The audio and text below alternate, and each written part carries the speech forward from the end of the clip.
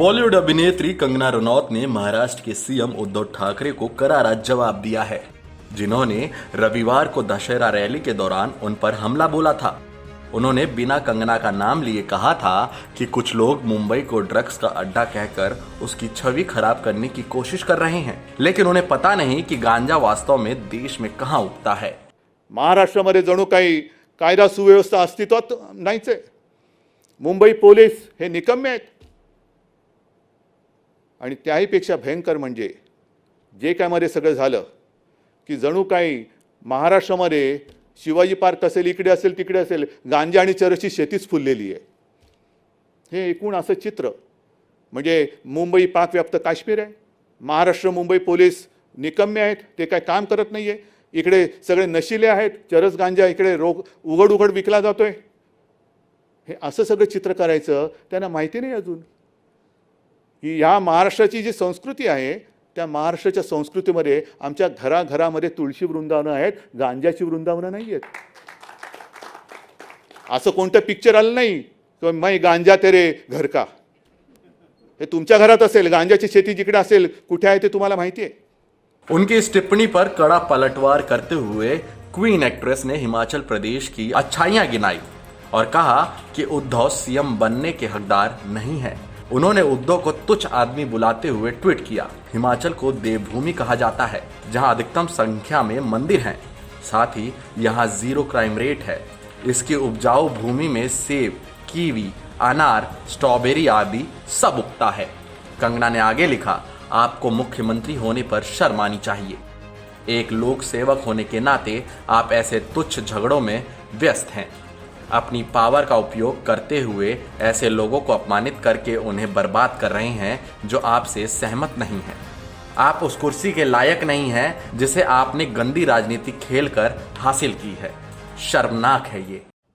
उद्धव ठाकरे, तुमने मुझे कल अपने भाषण में गाली दी, नमक हराम कहा। इससे पहले भी सोनिया सेना के कई लोगों ने मुझे गंदी गालियां दी है, धमकाया है, मेरा जबड़ा तोड़ना या ओपनली मुझे मार देना या हरामखोर कहना, इस तरह की कई अभद्र गालियां इससे पहले भी मुझे सोनिया सेना ने दी है। लेकिन आप नहीं देखेंगे कि जो भी नारी सशक्तिकरण के जो ठेकेदार हैं उन्होंने कुछ नहीं कहा। उसी भाषण में आपने जो हिमालयज है, हिमाचल है, जो कि माँ पार्वती की जन्मभूमि है, उन्हें हिमाचल पुत्री कहा जाता है, लॉर्ड शिवा महादेव की कर्म भूमि है। आज भी कण कण में माँ पार्वती और शिव यहाँ बसे हुए हैं, इसे देवभूमि कहा जाता है। इसके बारे में आपने इतनी ज़्यादा तुच्छ बातें की हैं।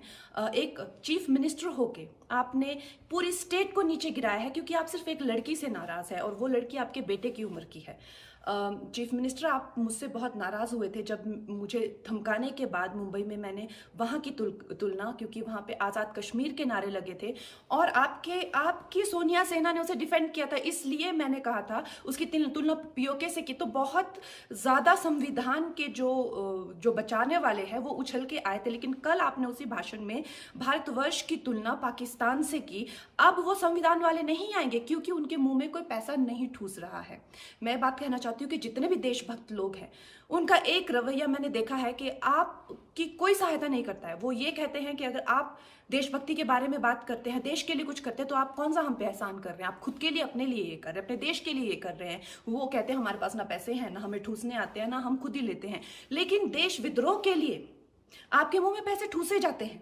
तो ये जो संविधान को बचाने वाले हैं, कल एक वर्किंग चीफ मिनिस्टर ने एक लड़की को सरेआम गाली दी, वो कुछ नहीं कहेंगे। Chief minister, what I want to tell you is कि सत्ताएं आती जाती हैं। आप सिर्फ एक गवर्नमेंट सर्वेंट है और महाराष्ट्र के लोग आपसे रेजोनेट नहीं करते हैं, वो आपसे खुश नहीं हैं। सत्ताएं आती जाती है, लेकिन जो इंसान एक बार सम्मान खो देता है चीफ मिनिस्टर, वो उसे नहीं पा सकता है। जय हिंद। जैसे हिमालय की सुंदरता हर भारतीय के लिए है, वैसे ही मुंबई में मिलने वाले अवसर भी हम में से हर एक के लिए उपलब्ध है। दोनों ही मेरे घर हैं। उद्धव ठाकरे, आप हमारे लोकतांत्रिक अधिकारों को छीनने और हमें विभाजित करने की हिम्मत भी ना करें। आपके गंदे भाषण आपकी अक्षमता का एक अश्लील प्रदर्शन है। अभिनेत्री ने अंत में लिखा, एक कामकाजी सीएम की दृष्टता तो देखिए, वो उस देश को विभाजित कर रहे हैं जिसने उन्हें महाराष्ट्र का ठेकेदार बनाया। वो सिर्फ एक लोक सेवक है, उनसे पहले कोई और था।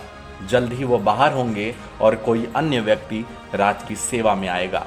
वो ऐसे क्यों व्यवहार कर रहे हैं जैसे वह महाराष्ट्र के मालिक हों।